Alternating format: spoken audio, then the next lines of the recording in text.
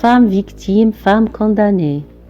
Selon certains rites, croyances ou idéologies, toujours aux filles pubères on ôtait la vie.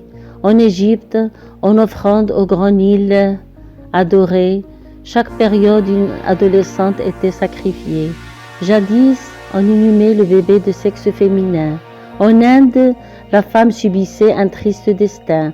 Fraîchement veuve, vivante, on l'incinérait avec la dépouille mortelle du mari décédé.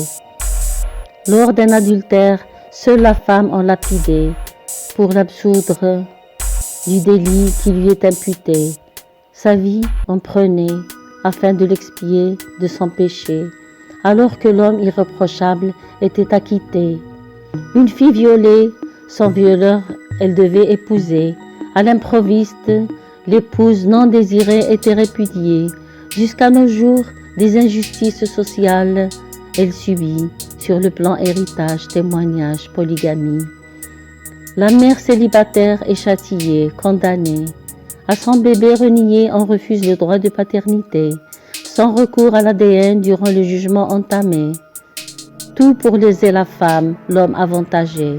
En cas de divorce, à la rue elle était jetée, sans ressources, avec tous ses enfants mal aimés. Veuve et mère de fille, même sort elle subissait.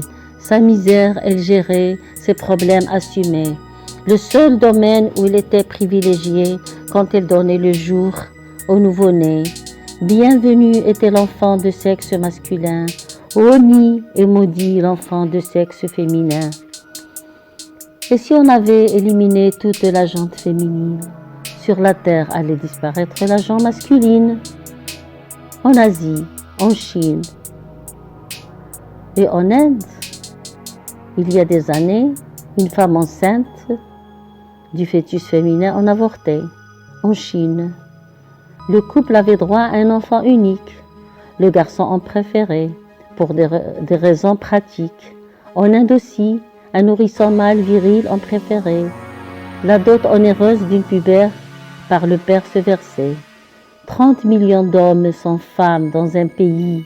Imaginez le harcèlement sexuel et le supplice banni que subissent les femmes insoumises, kidnappées, violées, vitriolées, violentées ou assassinées.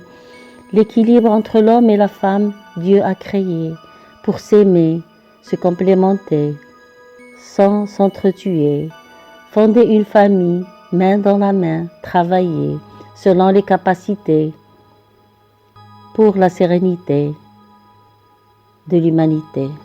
Saifi Hasanaten. Merci.